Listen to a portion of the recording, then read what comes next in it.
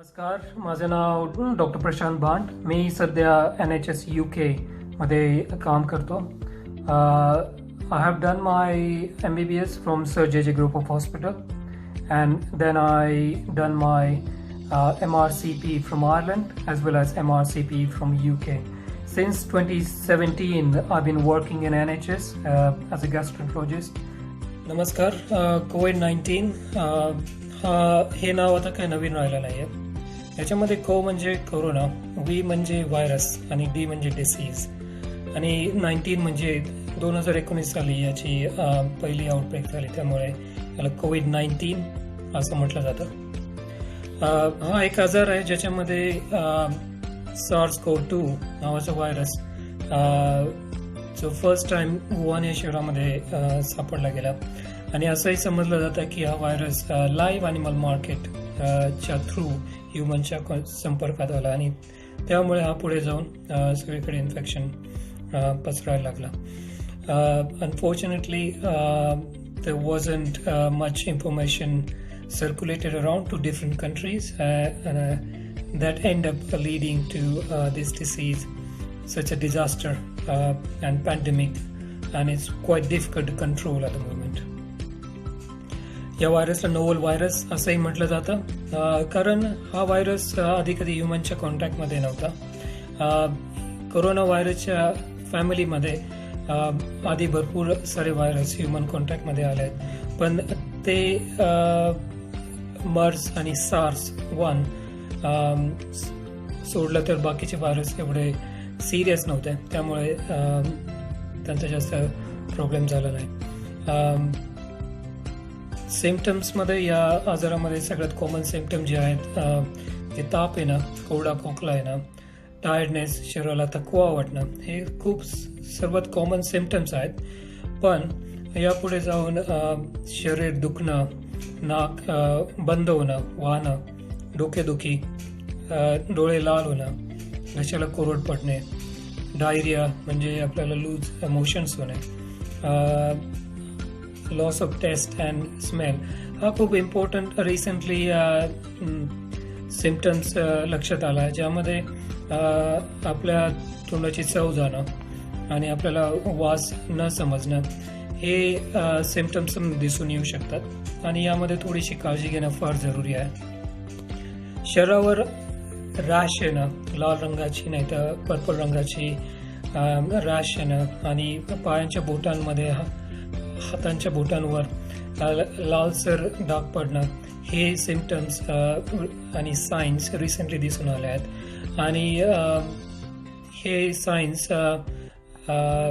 Self रिझॉल्विंग असतात, पण त्याची काळजी घेणं फार महत्त्वाचं आहे. आणि स्पेशली काही एज ग्रुप ज्यामध्ये चिल्ड्रन्स लेस दॅन 5 years, जरी आपल्याला माहीत आहे की लहान मुलांना या आजारामध्ये जास्त प्रॉब्लेम होऊ शकत नाहीत, पण काही मुलांमध्ये कावासाकी सारखे सिम्पटम दिसणारे आजार दिसून आलेले आहेत. ज्या लहान मुलांमध्ये, शक्यतो 5 वर्षापेक्षा कमी मुलांमध्ये अंगावर रॅश येणं, ताप खूप जास्त चढून राहणं आणि फार दिवस टिकणं, खोकल्याचे सिम्पटम जास्त काळ टिकून राहणे, अशा मुलांना लवकरात लवकर चेकअपसाठी हॉस्पिटलमध्ये नेणं फार जरुरी आहे. आणि जसं की आपल्याला सगळे माहीत आहेत की ओल्ड एज लोक आणि ज्या लोकांना फुफ्फुसाचे, किडनीचे, लिव्हरचे आजार आहेत, डायबिटीज, ब्लड प्रेशर सारखे आजार आहेत, त्यांना विशेषतः खूप जास्त काळजी घ्यावी लागेल. अशा लोकांना इकडे आम्ही शिल्डेड ग्रुप असं समजलं जातं आणि त्यांना खूप जास्त प्रमाणात प्रोटेक्शनची गरज असते. इंडियामध्ये जसं आपण या ग्राफमध्ये बघितलं आहे की इंडियाचा आणि ब्राझीलचा ग्राफ हा वर जाणार आहे आणि दुसऱ्या देशांचे ग्राफ जसं की United state, United kingdom, Germany, हे ऑलमोस्ट पीक होऊन आता डाऊनवर्ड ट्रेंडमध्ये आहेत. आणि मोस्ट लाईकली या देशांमध्ये सध्या लॉकडाऊन म्हणजे लोकांचा सोशल डिस्टन्सिंग खूप पाळली गेल्यामुळे सुद्धा यांचे नंबर कमी झालेले आहेत. पण there is a steel risk, there will be a possibility of second peak if people's trying to mingle and trying to avoid social distancing. आणि दुसऱ्या ग्राफमध्ये जे दिसत आहेत डेली पॉझिटिव्ह केसेस, जर बघितलं की साधारण मेच्या नंतर दिवसाला जवळपास पूर्ण जगामध्ये 80,000पेक्षा केसेस पॉझिटिव्ह येताना दिसत आहेत. इंडियामध्ये आतापर्यंत 1,90,000 केसेस कन्फर्म झालेल्या आहेत आणि त्यामध्ये 5,394 डेथ्स डिक्लेअर केलेल्या आहेत. हा आजार कसा स्प्रेड होऊ शकतो? सो मोस्ट कॉमनली जसं आपल्याला माहीत आहे की ह्युमन टू ह्युमन कॉन्टॅक्ट, म्हणजे साधारण दोन लोक जेव्हा जवळ येतात तेव्हा एखाद्याला इन्फेक्शन असेल तर खोकल्या वाटे, जेव्हा स्नीजिंग, जेव्हा शिंक येते त्यावेळेस हे जे ड्रॉपलेट असतात ते हवेमध्ये जाऊन दुसऱ्याच्या श्वासामध्ये जाण्याची शक्यता असते. त्याच्या कपड्यावर पडून त्याच्या शरीराला सुद्धा तो व्हायरस जास्त काळ टिकून राहू शकतो. आणि दुसरं की म्हणजे ज्या ठिकाणी पेशंटचा कॉन्टॅक्ट असेल त्याच ठिकाणी ड्रॉपलेट त्या सरफेसवर जास्त काळ टिकून राहू शकतात. अशा कॉन्टॅक्टमध्ये येऊन ते हात तोंडाला लावणे, डोळ्याला लावणे सुद्धा हा आजार पसरू शकतो. जवळपास असं पण दिसून आलेलं आहे की 80% लोक यांना ट्रीटमेंटची गरज नसते आणि त्यामध्ये माइल्ड टू मॉडरेट प्रकारचा हा आजार असतो आणि हा सिम्पटमॅटिक ट्रीटमेंटने बरा होऊ शकतो.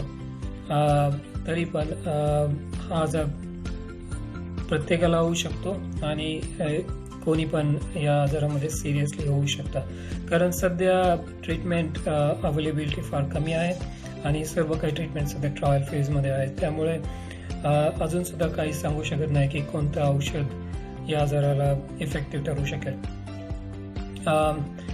Can someone catch infection from person who has no symptoms? Yes.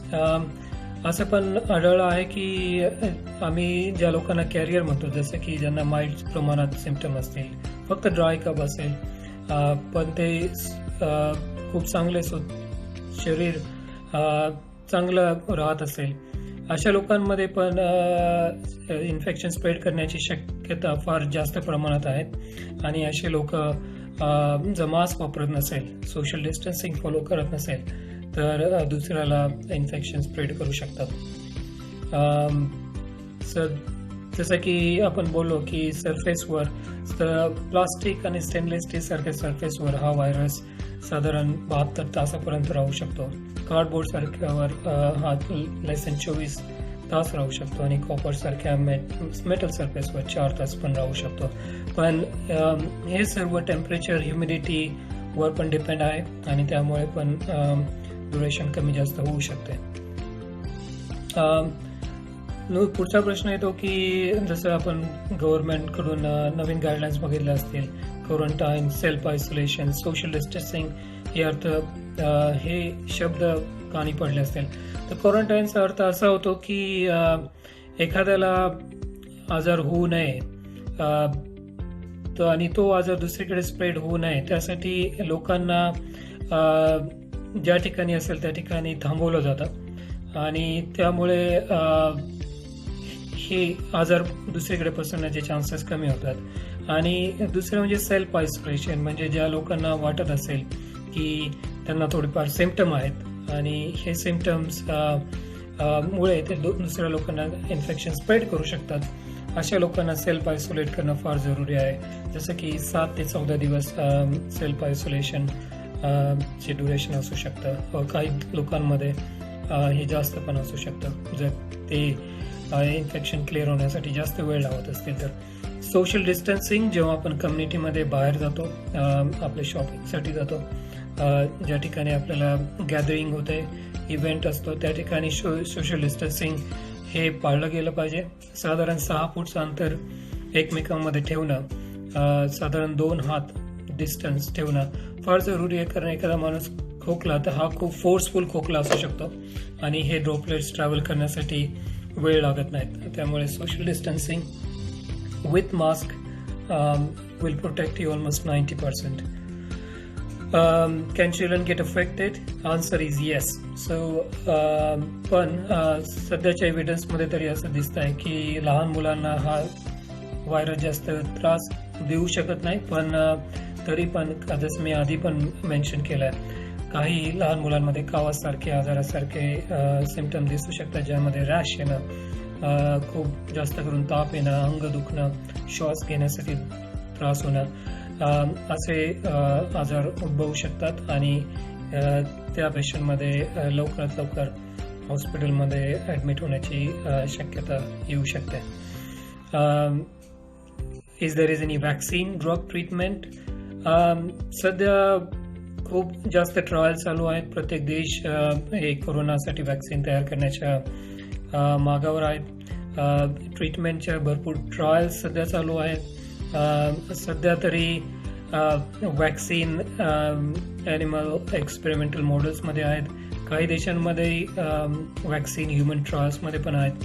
पण त्याची सेफ्टीनेस, त्याची इफेक्टिव्हनेस साधी बघण्यासाठी आपल्याला अजून वाट बघावी लागेल. कारण कोणताही वॅक्सिन नॉर्मली तयार होण्यासाठी ॲटलिस्ट 5 ते 10 वर्ष लागतात. पण because it's pandemic and it is quite spreading rapidly, most of the country are doing their best to make this vaccine available as soon as possible. आणि रिसेंटच्या स्टडीज ह्युमन स्टडीचा रिपोर्ट अजून बाकी आहे, पण ॲनिमल स्टडीजमध्ये काही वॅक्सिन खूप चांगल्या प्रकारे effective दिसून आले आहेत. त्यामुळे साधारण 1-2 महिन्याच्या अंतरामध्ये we should hear some good news. ट्रीटमेंटमध्ये there are antivirals, there are antibodies. जे पेशंटला इन्फेक्शन झालं आहे त्यांचे कोरोनाव्हायरस सिरम ज्यांच्यामध्ये त्यांच्या अँटीबॉडीज एखाद्या पेशंटला दिल्या पण जाऊ शकतात आणि त्याचे आजाराची तीव्रता कमी केली जाऊ शकते. सो करंटली हे ट्रीटमेंट सध्या थोड्या प्रमाणात इफेक्टिव्ह आहे, पण अजून सुद्धा काही ट्रायल्स चे एव्हिडन्स येणं बाकी आहेत. पण 1-2 trials regarding remdesivir antiviral has shown good benefits, and even India actually today has approved treatment due to its emergency use for the COVID infection. जसं आपण बोललो आहे की भरपूर सारे ट्रायल चालू आहेत, पण रिसेंटली जसं सुरुवातीला आपल्याला वाटत होतं की हायड्रोक्सिक्लोरोक्विन हे ड्रग फार इफेक्टिव्ह आहेत, पण unfortunately due to its side effect profile, adverse effect, it has shown in some group of patient this drug has been stopped using in trials. But those people who already on this drug under the trial, they have still continued to use this drug, but to use this drug in new patient has been completely stopped. This drug is licensed for conditions such as rheumatoid arthritis, and there is not a problem reported in the past, but due to its toxicity in general population, it is not advisable currently. Mortality by age and previous comparison. So in the left side graph you can see the people who are more than 50, the mortality has been significant in different countries. There has been pretty less mortality in people with age group less than 30, but still those numbers could be quite significant, especially in countries like India where we have huge population from 15 to 55 age group.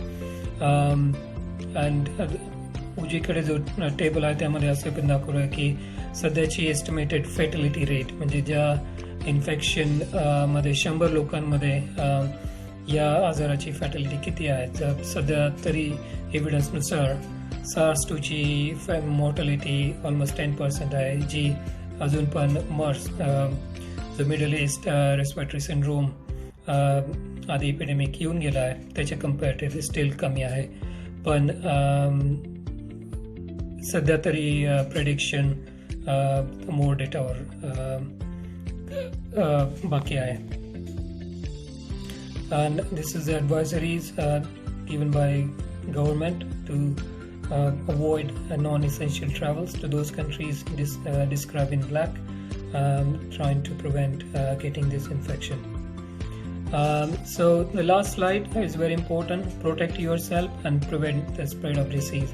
So as you see, wash your hands at least for 20 seconds using soap and water, or if you have sanitizers, make sure they have at least 60% alcohol in it, which make them quite effective. Keep safe distance. In this slide it says up to 1 meter, but more advisable distance is almost 6 feet, which is almost 2 meters, which will protect you much better way.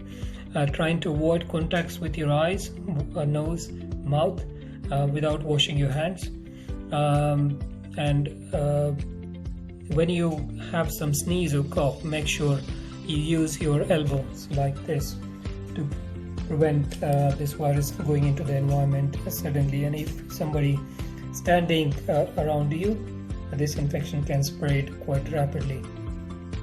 Seek medical attention when you think you're getting trouble with your breathing, high grade fever, and very important, and need to remember, follow the national guidelines, local health guidelines. What government tells us is very important. Thank you very much.